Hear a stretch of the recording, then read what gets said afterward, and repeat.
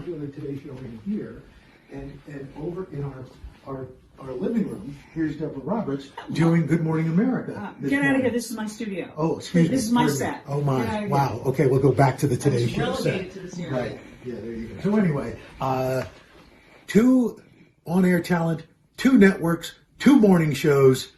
Wow, that's TV. Joining us now, our buddy, America's favorite weatherman, Mr. Al Roker. How you doing, Al? Good, gentlemen. How are you? Doing well. You're looking good, and that is quite the setup you got right there. But we saw your wife, Deborah, kicking you off her GMA set. So how is that dynamic working from home together? You know, it's been fun. We've never done this really, in a sense. I mean, we've sometimes been on same assignments, but different, schedules. I'm in our family room, so I'm doing the Today Show, and Deborah's just to the left there, to the right, I should say, in our living room, and we've actually been on the air at the same time. And I think, it's the only time the 2 network morning shows have been coming out of the same facility, the same house. Making history.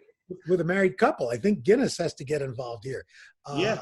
Well, you were one of the first, ironically, to start broadcasting from your home, and Room Raider just gave your setup there 8 out of 10. So we've bumped up to 10 out of 10. 10 out of 10. 10 out of 10. Wow. And part of it because of my wife and her floral arrangements. But I think people have kind of enjoyed looking into other people's homes. How many times have you been driving around and you see in the evening and you see somebody's house and you're like, oh, look at that, look at that. And I think the people are getting to do virtual drive-bys of people's homes. Yeah, that's a good way to put it. You welcome people into the homes, at least into the kitchen, cooking with your son. We are glad that you upgraded that internet, because you've got about 100,000 people watching what we're cooking. This has got to be one of those moments for you where you get to spend some time with your son, but also share a little bit about your family. Are these family recipes that you're cooking? No, they're things I've made over the years. It's funny.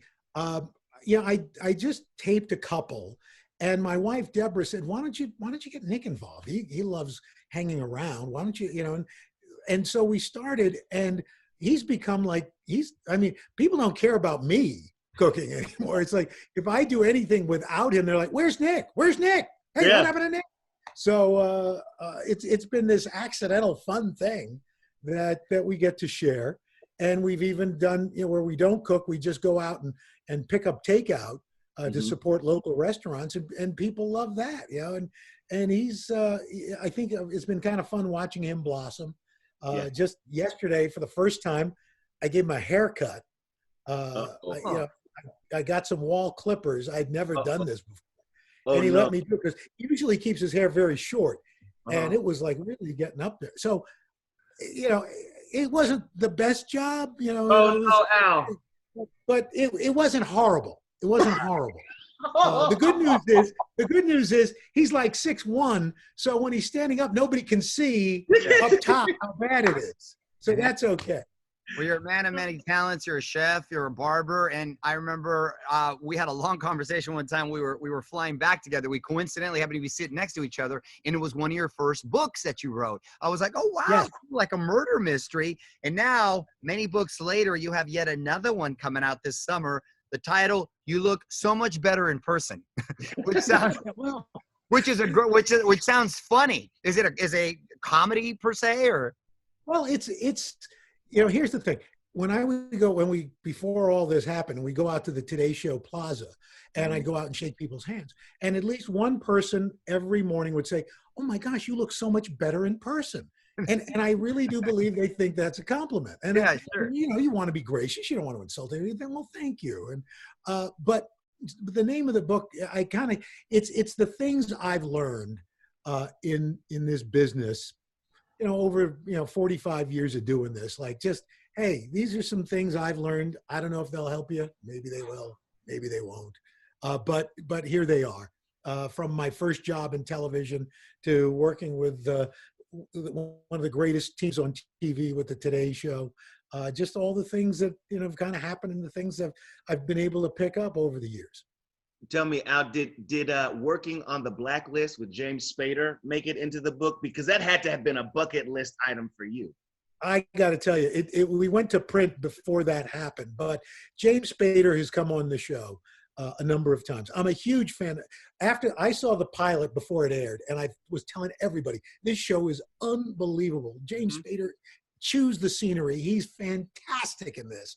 And so he's been on the show a number of times, and I'm just a big fan. And he'd always say, "Oh, would you come on the show?" And I know he's blowing smoke. He doesn't mean that.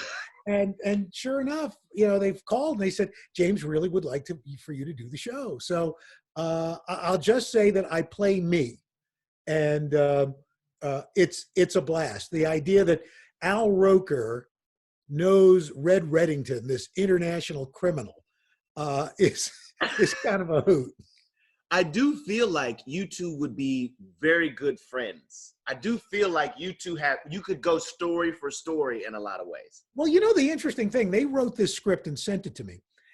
And the ironic thing was we had this discussion about a meal we had at a restaurant. And don't you know, it was a restaurant I was at. It's one of our favorite restaurants to go to. So it was like, how did they know this?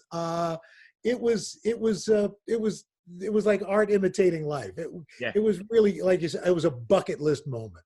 Are you excited to get back to the video studio, or are you starting to find a groove?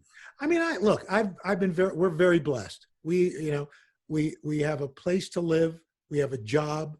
You know, our family is healthy. And I know that Deborah's sick of me. She because while I look great up here, it's nothing but sweatpants underneath, and she wants me to put on a real pair of pants. Okay, something that's got a snap and a fly, and maybe a belt. She's tired of it. You can always go pantless. Well, pantless is a move. I didn't want to bring it up, but I am right now. So there's that. As I know you are, Scott. Hey, man, it's hump day. We made it. As long as you're not sitting on vinyl, it's okay. Right. Mr. Roker, it is always so good to see you, man. And you guys can catch The Blacklist May 8th at 8 p.m. and check out his book, You Look So Much Better in Person, in July. We're definitely picking that one up.